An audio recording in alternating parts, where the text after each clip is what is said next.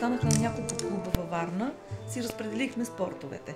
Стрелбата остана за Икар, като и до днес сме най-добрия спортен клуб в цяла България по стрелба.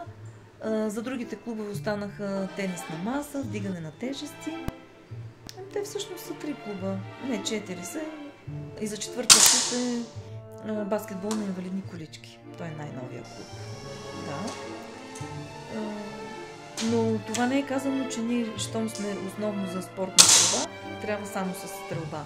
Ако имаме някой добър в тениса, отива участва и в тенис. Ако някой е добър в вдигане на тежести, отива в вдигане на тежести. Така и за плуване, и за всички други останали спортове, които са застъпени в Параолимпийската асоциация. Група.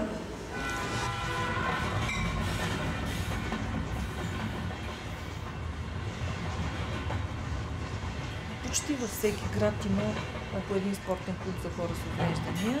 Ние съответно си плащаме членския внос на асоциацията и участваме в международни състезания, в национални, като не чакаме всичко на Параолимпийска асоциация. Ние също подготвяме състезания на местни нива, даже и на национални, защото спорта е един вид рехабилитация. Така или иначе в България е много трудно да се ходи на санаториум вече, защото хем е скъпо, хем много малко дни са позволени. Нали?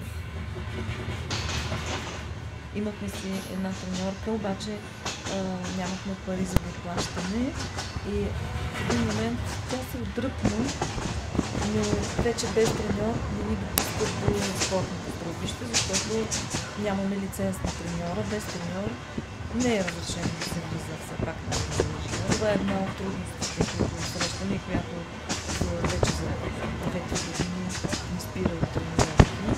А пък в същото време ние ходим на състезания, но без да сме тренирали. Това са най-добрите.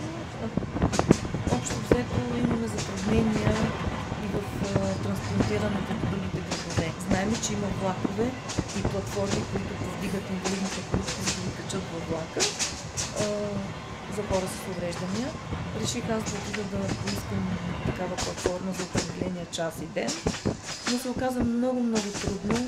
Имах страшно много проблеми, много ме разкарваха до там и накрая пак не беше се получило точно както трябва.